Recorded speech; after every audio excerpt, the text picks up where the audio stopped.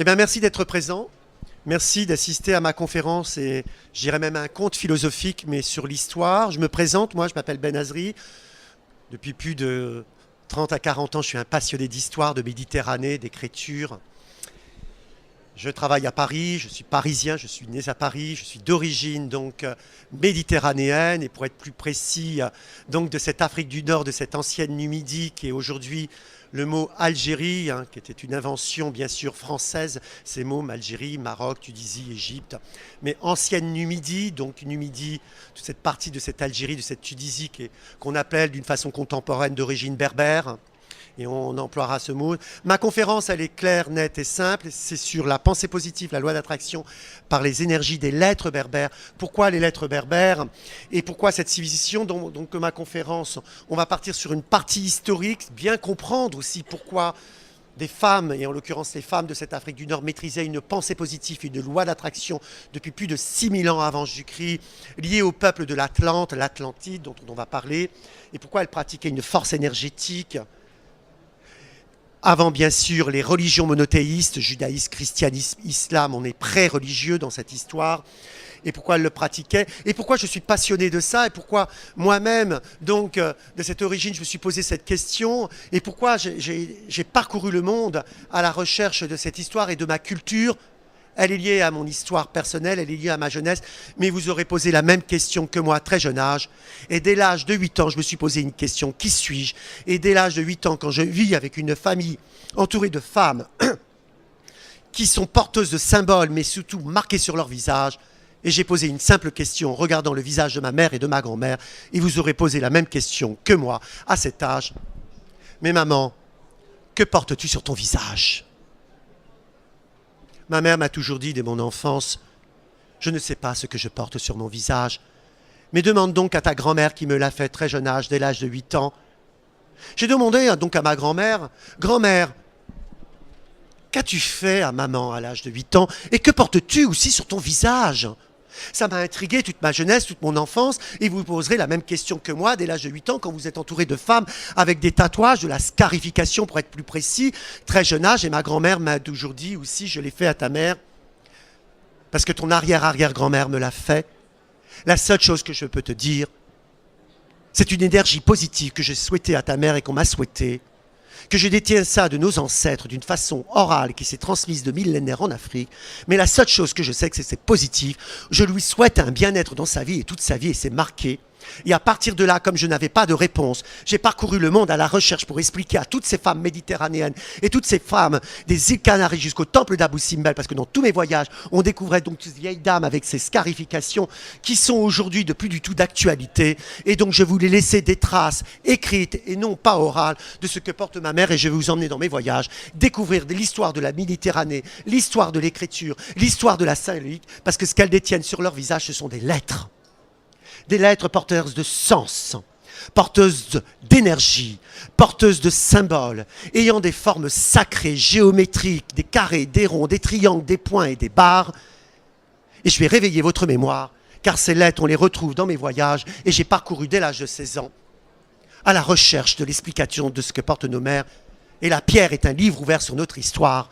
L'archéologie est là, l'anthropologie est là, et tout est marqué sur les gravures rupestres, parce qu'il faut savoir décrire les pierres, et je vous emmène dans mes voyages. Je vous emmène dans un des plus beaux voyages du monde, classé patrimoine mondial de l'UNESCO, le Tassili, le Hogar d'Algérie, des lettres sur les gravures rupestres à côté des rhinocéros, des girafes, musée ouvert, un ciel ouvert, des points, des barres et des triangles dans ce ciel ouvert de ce musée en Algérie, au Tassili. Je vous emmène à 80 km au sud de Carthage, à Douga, le royaume de Massinissa, sur un mausolée, les mêmes formes géométriques que l'on retrouve dans le Tassili. Je vous emmène sur les îles Canaries à Tenerife, peuple berbère guanche sous la domination cette fois-ci espagnole, les mêmes lettres, et je vous emmène au temple d'Abou Simbel. On retrouve, avant le système hiéroglyphique, les mêmes barres et les mêmes triangles, et ces barres et ces triangles, et en fin de compte, le constat, c'est tout ce que portent ma mère et ma grand-mère sur son visage, les mêmes formes géométriques qu'on retrouve sur toutes les gravures rupestres des îles Canaries, du Maroc, de l'Algérie, de la Tunisie, jusqu'en Égypte. Elles détiennent des lettres, mais pourquoi faisaient-elles ces lettres, ces scarifications depuis 6000 ans avant Jésus-Christ? Et pourquoi ma mère me disait toujours, je ne sais pas ce que je porte, et comme toutes ces femmes, elles l'ont perdu lors des diverses invasions qu'a subies toute l'Europe et toute l'Afrique du Nord, car nous avons la même histoire entre l'Europe du Sud et l'Afrique du Nord. Et nous perdîmes cette symbolique et cette force énergétique au début par la présence des Phéniciens, les hommes qui ont créé les bateaux, qui sont quittés le Liban pour venir se réfugier en terre autochtone de l'Afrique du Nord pour fonder Carthage. Carthage veut dire littéralement ville nouvelle. Et avec les peuples autochtones de cette Afrique du Nord, Amazirs, Berbères, ils ont créé donc Carthage. Et donc cette civilisation a commencé à détruire ou perdre, on a perdu cette civilisation et cette symbolique, mais nous la perdîmes définitivement lorsque Rome prit peur, parce que cette civilisation berbéro-phénicienne prenait une ampleur dans toute l'Europe, par les bateaux, en montant jusque dans les peuples vikings. Et les Romains prirent peur de cette civilisation qui dominait la Méditerranée, décida donc Rome de détruire Carthage 146 ans avant Jésus-Christ, et donc toute l'Europe, toute l'Afrique du Nord, fut romaine pendant plus de 6 siècles. Et à partir de là, de ces 6 siècles de romanisation forcée, nos mères et nos grands-mères ont été latinisées et elles ont commencé à perdre cette symbolique suite à la latinisation de cette Europe et de cette Afrique du Nord, Égypte compris, lorsque Alexandrie fut présence romaine aussi. Et nous perdîmes encore cette civilisation et cette symbolique après, par les invasions vandales, quand les Vandales chassèrent donc les Romains d'Europe et d'Afrique du Nord, les Vandales, ce sont les Vikings. Les Vandales, c'est pour ça qu'il y a des liens entre le monde berbère et le monde viking. Et c'est pour ça qu'il y a autant de blonds aux yeux bleus en Kabylie. Oui, parce que ce sont des liens entre le peuple viking et nous sommes à partir de 500 ans après Jésus-Christ. Et donc des liens de sang. Voilà la présence des blonds aux yeux bleus en Kabylie et dans le monde berbère. Parce que pour s'intégrer, le roi Gévinci, Vandale, donna sa fille Frida épouser un prince berbère Firmus pour qu'il y ait un lien de sang, pour qu'il y ait une intégration de ce peuple berbère de cette Afrique du Nord avec le peuple viking. Et donc elle perdit donc cette symbolique à partir de la présence vandale. Et elle perdit définitivement après par les invasions de Byzance qui chassèrent les Vandales d'Europe et d'Afrique du Nord. Et elle le perdit définitivement après par le 7e, 8e siècle, par la naissance du prophète Mahomet et par la domination arabo-musulmane qui envahirent l'Égypte, cette Afrique du Nord, et pour répandre l'islam. Et dans l'islam, à partir de là, on leur a dit que c'est haram, que ça ne se fait pas de se tatouer. C'est contre les 3 mêmes religions monothéistes, le judaïsme, le christianisme et l'islam. Et à partir de là, nos mères ont perdu définitivement le sens. Mais elles ont continué de le transmettre de mère en fille, de mère en fille, de mère en fille depuis des millénaires. Et elles ont perdu définitivement cette symbolique. Mais elles ont continué de le faire par tradition, parce qu'elles ont vu leur mère et leur grand-mère faire. Et quand vous voyez votre mère et vos grands-mères faire, vous produisez ce geste qui est devenu un geste plutôt culturel, traditionnel et symbolique. Voilà pourquoi ma mère et ma grand-mère ne pouvaient pas m'expliquer ce qu'elles portent, parce que ça s'est perdu dans le temps. Et toutes ces formes géométriques et toute cette symbolique, on les retrouve non seulement sur les tatouages, mais aussi sur les tapis, la poterie, la soierie. Toutes ces formes géométriques ont une symbolique très forte. Et maintenant, je vais réveiller votre mémoire de ce que détiennent nos mères. Et pourquoi elles pratiquent cette loi d'attraction et cette pensée positive, cette demande. Et toutes ces lettres et cette vibration, je les replie sur ce tableau que j'ai créé pour les écoles et les musées. Et je vais réveiller votre mémoire sur ces écritures et cette forme symbolique.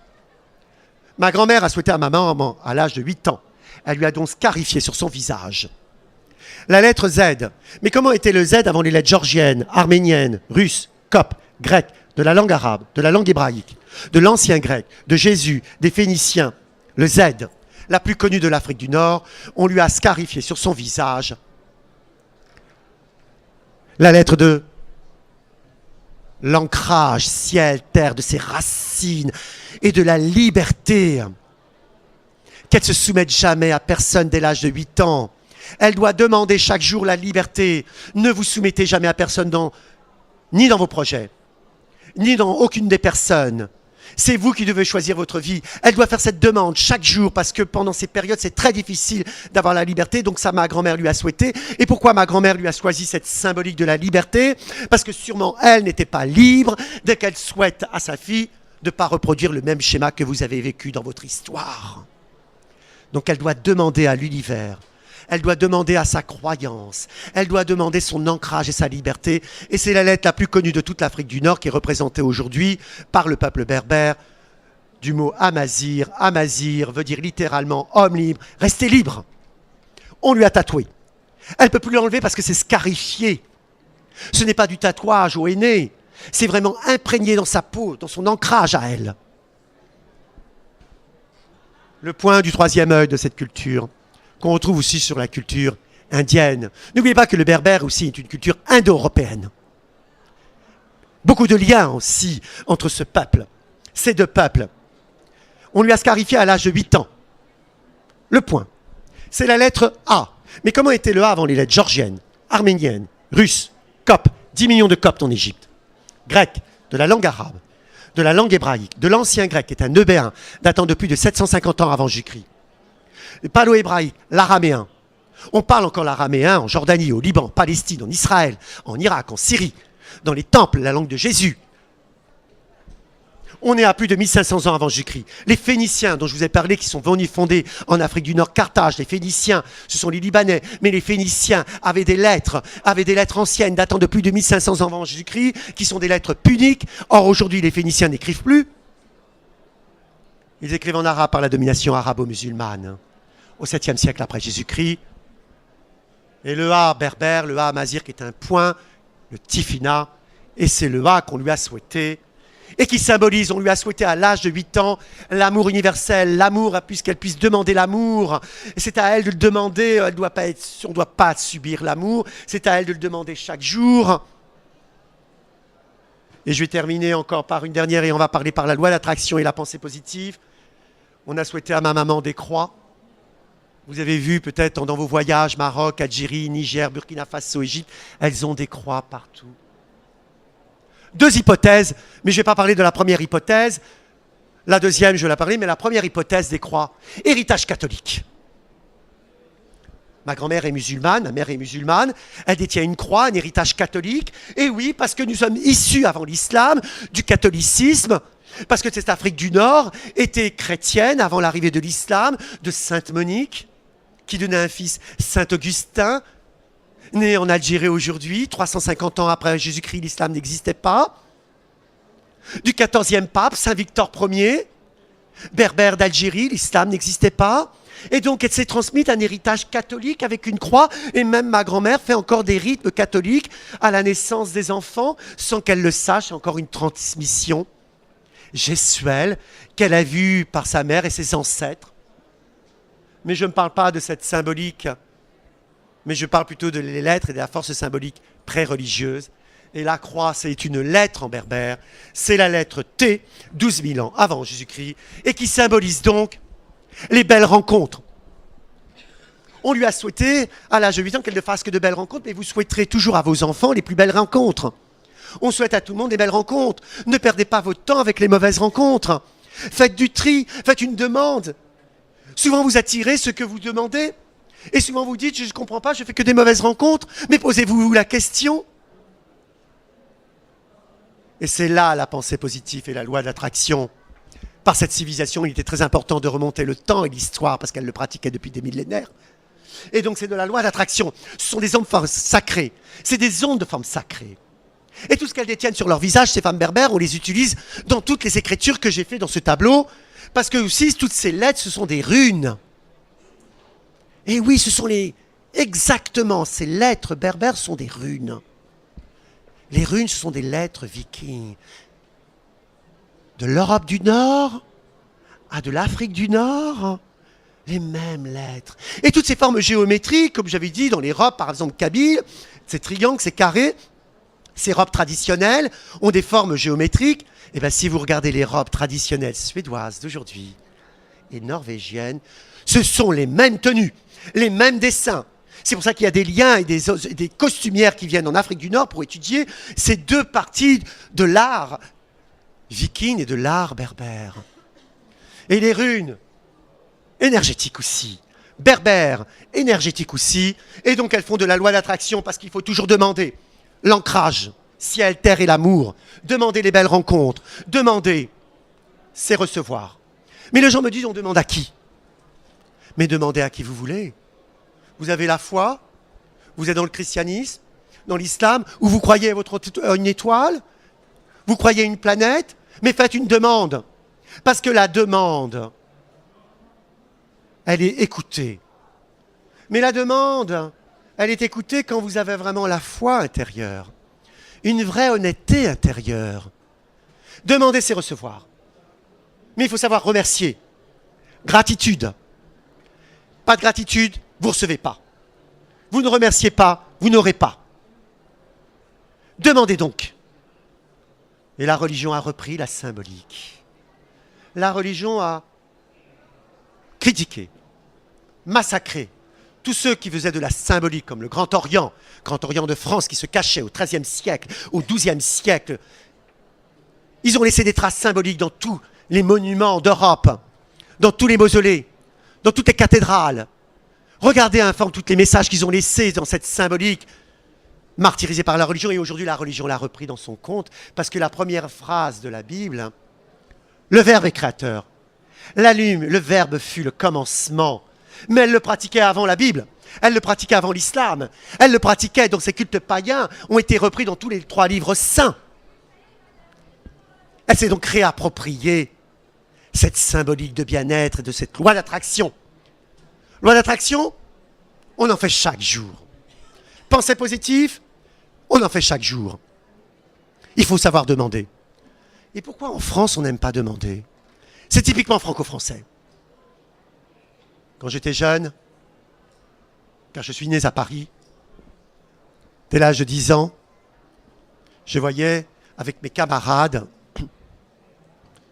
leur mère disait à leur enfant, « Demande pas, c'est pas bien. Demande pas, c'est pas bien. Vous avez frustré vos enfants. Vous leur avez créé des peurs. C'est une éducation. Voilà pourquoi les gens ne veulent plus rien demander. Parce que c'est une éducation franco-française. Dès l'enfance, on a créé des peurs. Et donc, ils n'ont plus rien demandé. Parce qu'on a dit que nos enfants, de cette manière, ne demandent pas, c'est pas bien. Mais si c'est bien, parce que vous avez frustré vos enfants, vaut mieux qu'ils demandent. Mais beaucoup de gens n'osent pas demander parce qu'il y a un autre argument. De la réponse négative. Mais une réponse négative, c'est positif. Vous me demandez quelque chose. Aujourd'hui, c'est non. Mais peut-être dans 3 mois, c'est oui. Au moins, vous êtes rassurés. Vous allez peut-être frapper à d'autres portes que de frapper à la mienne. Combien de gens et d'étudiants sont venus me voir dans ma galerie d'art, dans le 12e à Paris, en faisant une formation en joaillerie, ou en écriture, ou en symbolique. Il me dit, j'ai pas osé demander à ce monsieur. Mais pourquoi il a pas mon charisme? Ma force intérieure? Mais si vous ne frappez pas à ma porte, elle ne s'ouvrira pas. Donc cet étudiant, il s'est créé la réponse lui-même. J'ose pas demander. Parce qu'il avait encore une peur intérieure, et il avait sûrement peur d'une réponse négative. Mais la réponse négative, si je vous dis non, c'est non. Au moins vous êtes rassuré, vous frapperez à une autre porte. Vous n'insisterez plus à ma porte. Demander, c'est recevoir. Les peurs intérieures. Mais évacuez donc vos peurs. Et moi, je n'ai plus aucune peur, parce que j'ai voyagé dans le monde, parce que le premier combat, dans les pays que j'ai fait de ce monde Sahel, de ce monde de cette Afrique, je voyais les enfants dès l'âge de 6 ans, avec leur mère, partir le matin, 6 heures du matin, rentrer le soir à 22 heures, pour faire quoi? Pour chercher un seau d'eau. Est-ce que moi, en France, je pars le matin pour chercher un seau d'eau? Je n'ai pas le droit de me plaindre, je n'ai pas le droit d'avoir de peur. Ces femmes, elles et ces enfants partaient le matin pour chercher de l'eau. Est-ce que nous manquons de l'eau en France? Est-ce que nous manquons de pain? Donc je n'ai pas le droit de me plaindre, j'ai évacué toutes mes peurs, j'ai relativisé pendant tous ces voyages, et j'ai pu demander à l'univers. Vous m'aurez connu il y a 30 ans. J'étais salarié comme tout le monde. Je dépendais d'une hiérarchie. Mais j'avais une frustration intérieure. J'étais salarié dans la mode. Directeur export d'une grande marque. Je voyais gens dans le monde, je n'avais pas à me plaindre. J'avais le plus gros salaire de l'entreprise. Mais j'avais un mal-être intérieur. Les réunions interminables. Les bonjours toujours. Ma liberté prisonnière. J'ai décidé de couper le cordon ombilical avec la société, avec ma société, pour exprimer mon potentiel, mes énergies, ma culture, mon histoire, celle qui me fait ancrer dans cette histoire millénaire. J'ai tout quitté. Mes amis ont pris peur. Ils m'ont transmis leur peur. Encore. Mais Ben, tu ne regrettes pas? Mais Ben, ton gros salaire. Mais Ben, ils me font transmettre leur peur. Moi, j'étais heureux. Mais eux avaient peur pour moi. Et qu'est-ce que j'ai pris comme décision? Moi qui voulais être tout en mon envol, dans ma réussite, dans ma créativité, de tout quitter, de m'exprimer dans ce qui me passionne et d'évacuer toutes mes peurs intérieures, et toutes les personnes qui étaient soi-disant mes amis, qui me transmettaient leurs phobies et leurs peurs, j'ai dû me séparer d'eux. Parce que si j'avais ce poids autour de moi qui me rabaisse, je ne pouvais plus m'envoler. Je me suis fait d'autres amis, plus ceux dans le milieu artistique. Ah, c'est super ce que tu fais. Quel courage. Nous sommes là pour t'aider. C'est beau ton projet. Continue. Et donc j'ai choisi une autre énergie, celle qui m'élevait vers le haut. Celle qui arrivait à me comprendre et qui ne me transmettait pas des peurs. Et oui, les arguments de peur. Comment vas-tu faire pour payer ton loyer? Comment vas-tu faire avec tes deux enfants? Mes enfants ne sont pas responsables, arrêtez de culpabiliser mes enfants. Laissez mes enfants tranquilles. Si mes enfants voient que je suis triste, ils vont le ressentir. Donc laissez mes enfants tranquilles. On a tous une argumentation pour arrêter les uns et les autres. C'est un faux argument, l'enfant, mon loyer. Je ne suis pas issu de la famille Rothschild. Mais j'avais cette combativité, cette foi en moi, cette loi d'attraction, cette pensée positive de tout faire et de tout abandonner. Les seules personnes qui m'ont aidé, qui n'ont pas jugé mes parents, bien qu'ils ont financé mes études durement avec labeur, ils n'ont jamais rien dit mot. Ils m'ont regardé. Ils n'ont rien dit. Parce qu'ils savaient parfaitement que mes parents, s'ils me disaient quelque chose, je l'écouterais point. Ils m'ont regardé. Et donc j'ai lancé mon entreprise. J'ai créé des objets culturels. Imaginez ouvrir une galerie d'art. Il y a 16 ans, on me disait déjà, c'est pas le moment. Imaginez aujourd'hui. Il y a 16 ans, on m'a dit, c'est pas le moment. Mais c'est mon moment. C'est pas ton moment, mais c'est mon moment. Je sais, je veux faire ça. C'est dur économiquement. Imaginez déjà 16 ans. De toute façon, en France, je suis né dans la crise. On m'a toujours dit c'est dur. Dès mon enfance. Donc on ne fait plus rien. Eh bien moi, c'est mon moment. Je commence, je le fais. J'ouvre une galerie, je peins, je fais de l'objet culturel, je fais des je me pris mon envol et je suis depuis maintenant, je fête mes 14 ans. Et j'ai écouté mon intérieur. J'ai écouté ma petite pensée positive. J'ai quitté tous les gens qui voulaient non pas m'élever, mais qui voulaient me transmettre leur peur. J'étais obligé, sinon je ne serais pas là aujourd'hui avec vous. On a tous des capacités inimaginables. On se rencontrait il y a 15 ans. Moi, faire une conférence timide, jamais de la vie. Moi, créer des bijoux, c'était pas ma spécificité. J'étais dans le marketing, j'étais dans le commercial. J'ai pris une formation en joaillerie en design, recommencer ma vie à zéro, parce que je voulais transmettre sous forme symbolique cette culture et cette histoire, parce que je n'avais pas de peur. Moi, écrire des livres, jamais de la vie. Eh bien, on a tous des capacités inimaginables en vous. Vous pouvez tout faire, si vous le voulez. Tout faire. Parce que vous avez une force intérieure. Ne dites jamais jamais, c'est vrai que cette formule jamais n'existe pas, parce que moi, je m'étonne chaque jour. Je vous souhaite de l'élévation. Je vous souhaite une belle spiritualité de demande. Aidez vos voisins. Moi, dans l'entreprise, j'aidais tout le monde.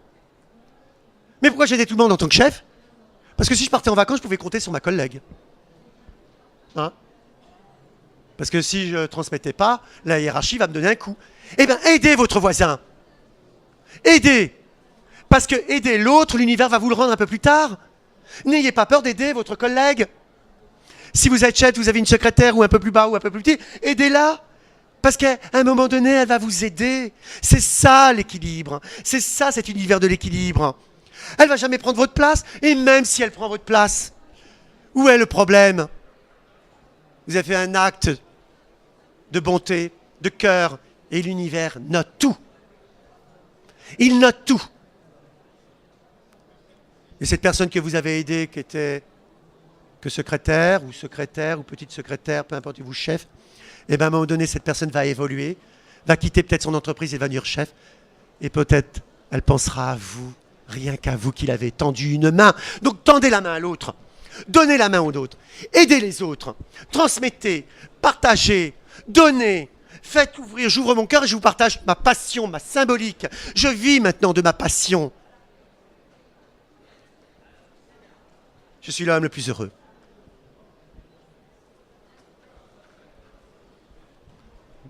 Évacuez vos peurs intérieures. Vous avez des capacités inimaginables, vous pouvez tout faire. Aidez votre prochain. Demandez. Tous les matins, je fais des demandes. Quelle demande avez-vous fait ce matin? Que la journée se passe bien. Que la journée se passe bien. Quelle demande avez-vous fait ce matin? En général, c'est des demandes de protection. Demande de protection. Qu'avez-vous demandé ce matin? D'être heureuse. Qu'avez-vous demandé ce matin? D'avoir encore beaucoup d'enseignements dans cette belle journée de salon. D'avoir beaucoup d'enseignements dans cette journée de salon. Et vous vous nourrissez. Et on se nourrit dans tous ces salons. On demande, on reçoit. Loi d'attraction. Encore un petit exemple de loi d'attraction, on en fait chaque jour. Un tout simple, qui est souvent répété. Ce matin et tout, avec les grèves, les gilets jaunes, j'arrive avec ma voiture, il me fallait impérativement passer en priorité avant tout le monde, trouver une place tout de suite. Qu'est-ce que j'ai fait? J'ai demandé une place à l'univers. Je l'ai remercié même, avant que je trouve la place. Avant. Pas après, avant. J'ai dit merci pour une place. Une personne m'a cédé sa place. Je demande l'amour. Et croyez-vous que l'amour viendra dans la minute? Mais la loi de l'attraction, ça n'arrive pas forcément dans la minute, dans l'heure, ou dans la semaine, ou dans les 3 mois à venir. Mais il viendra à un moment donné. Vous demandez l'amour, vous êtes prête, les chakras sont prêts, vous êtes ouverte, vous allez recevoir l'amour. Combien de fois il y a des personnes et vos amis qui disent « Tu as vu, cet homme est passé à côté de toi, t'as regardé, t'as souri, vous n'avez rien vu. » Parce que vous n'avez rien vu, parce que vous n'étiez pas prête, parce que vous ne vouliez pas voir. Mais souvent, il y a beaucoup de demandes autour de vous dans l'amour et vous ne voulez pas voir. C'est les amis qui voient pour vous. Tu as vu, il t'a souri. Tu as vu, il a essayé de te parler. Vous dites non, j'ai rien vu. Vous n'avez rien vu parce que vous n'y étiez pas prête. Il faut être prête pour la loi d'attraction. Il faut être prête pour la symbolique. Il faut être prête pour la demande. Êtes-vous prête pour l'amour? Oui. Elle va recevoir. Elle l'a sûrement. Êtes-vous prête pour l'amour? Oui. Êtes-vous prête pour l'amour? Elle ne sait pas, elle ne l'aura pas. Peut-être sa priorité, c'est ses projets. Sa priorité, c'est sa famille. Chacun sa priorité. Elle ne sait pas, ben elle ne reçoit pas. Ça vague. Ou il faut être prête dans tous les domaines. C'est ça la loi de l'attraction et la pensée positive. Elle est plutôt spirituelle. Elle n'est pas dans les livres que j'ai lus, certains livres que j'ai arrêté de lire, les secrets, comment avoir la plus belle maison, le plus beau bateau et avoir des millions de dollars. Mais qu'est-ce que c'est de ça? Ça vient naturellement, l'argent. Quand on n'y pense pas, on reçoit. Combien j'ai de mes collègues qui sont ici, j'ai mal travaillé, j'ai mal travaillé. Mais arrêtez de dire j'ai mal travaillé. Non, gardez votre sourire. Parce que le sourire va attirer aussi les gens. Il faut se détacher. Le travail du détachement. Et quand il y a un travail de détachement, on reçoit. Et on reçoit. Faites des demandes. Parfois. Évacuez vos peurs intérieures.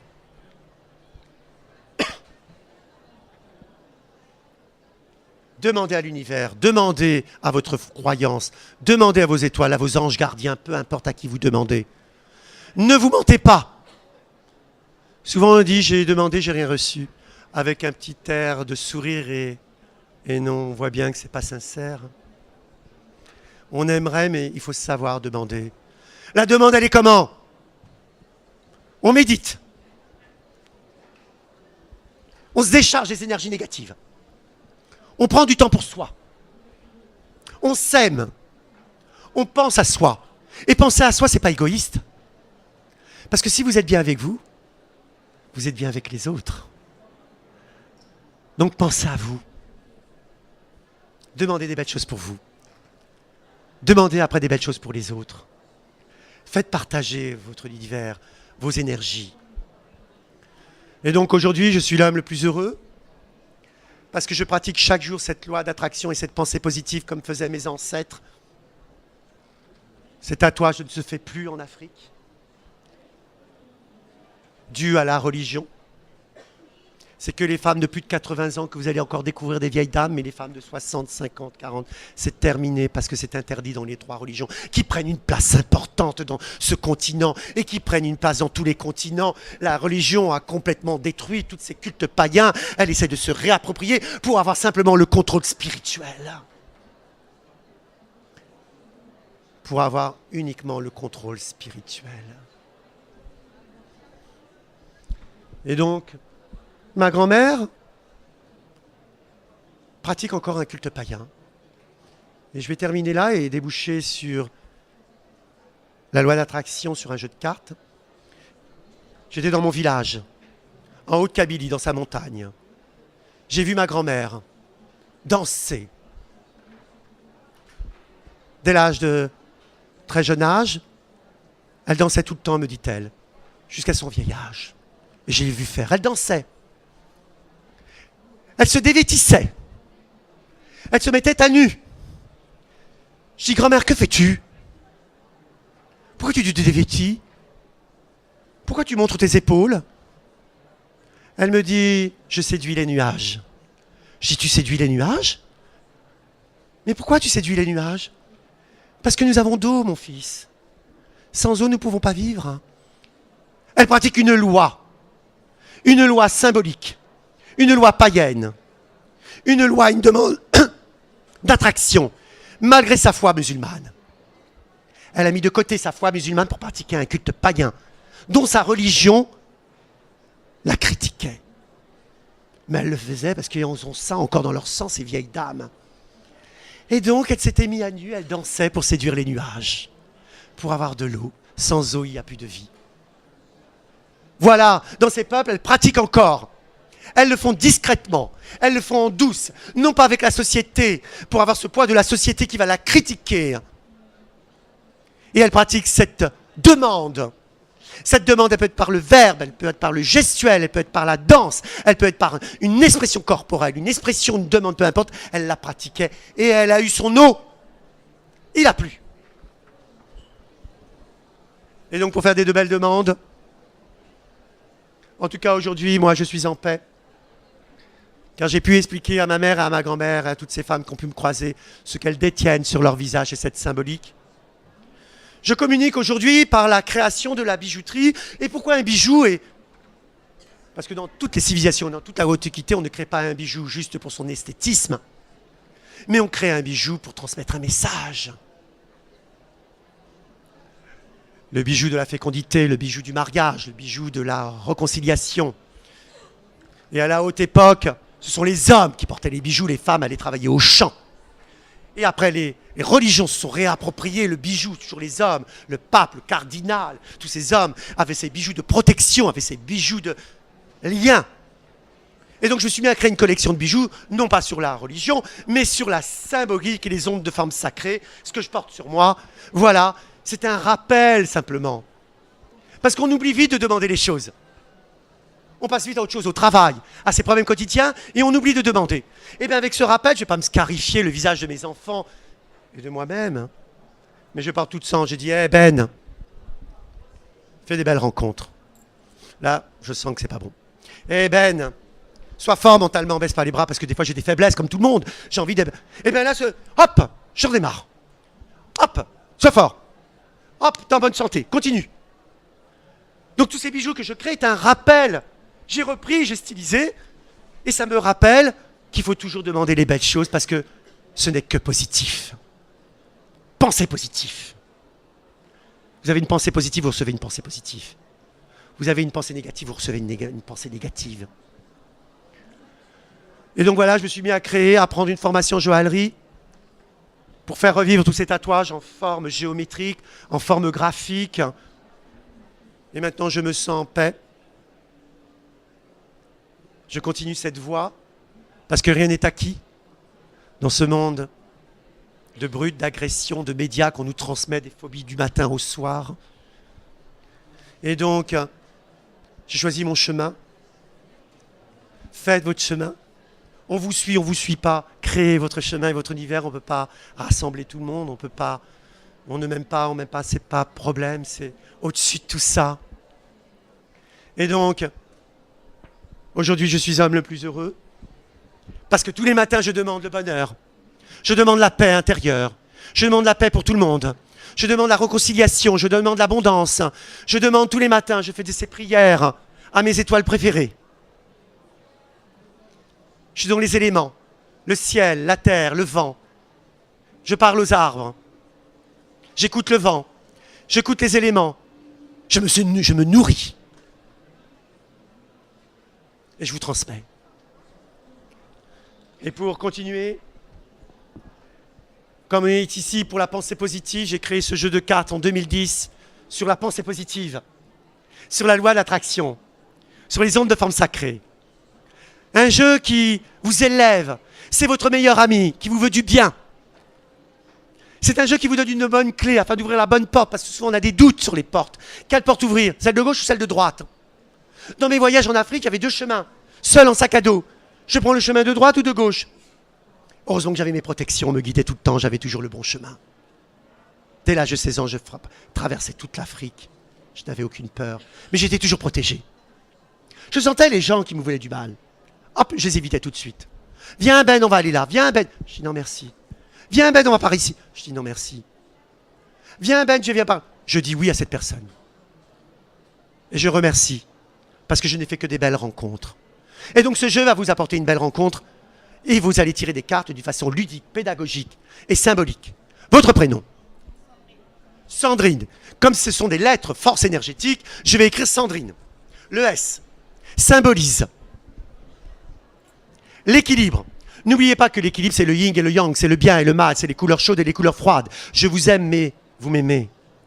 Ne soyez jamais dans l'extrême, Sandrine. Juste régulière.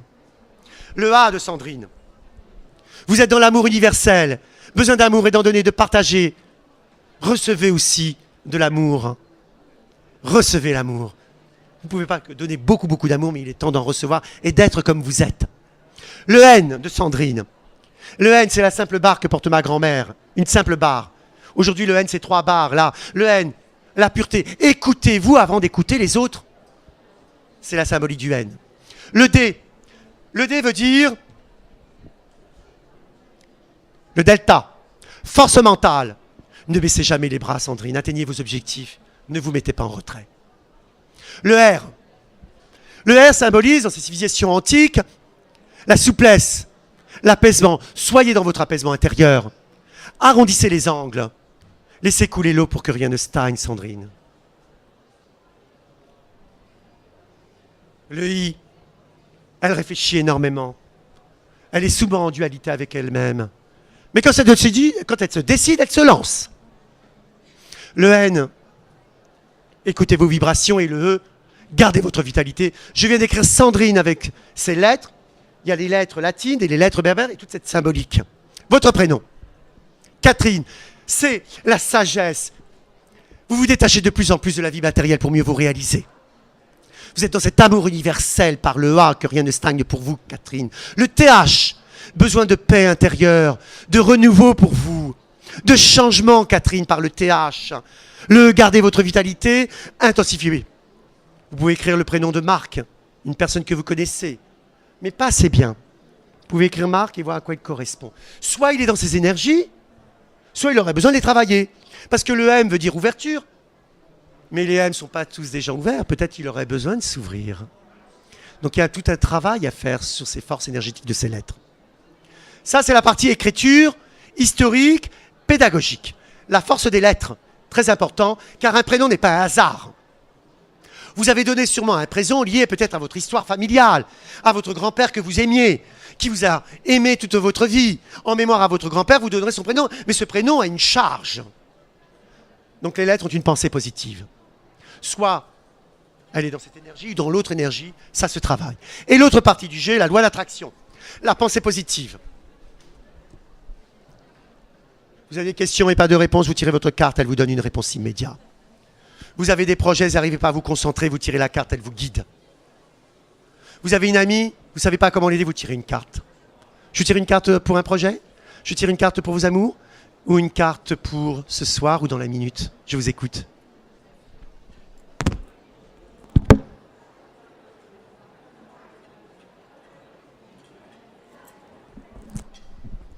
Vous avez posé la carte pour là? Pour les amours. Elle a tiré la carte des amours. Que va lui dire la pensée positive et la loi de l'attraction pour les amours? Vous avez tiré la carte de la générosité. Vous avez beaucoup donné en amour. Vous êtes généreuse, vous toujours plaire. Mais il est temps de recevoir. Il faut accepter de recevoir. Restez comme vous êtes. On va vous aimer comme vous êtes, sans effort. Vous donnez beaucoup de trop, il est temps de recevoir. Il y a besoin d'un équilibre dans l'amour. La carte d'un projet, la carte de vos amours, la carte dans la minute, la carte de la semaine, la carte d'une personne aimée, la carte, peu importe, je vous écoute. Projet.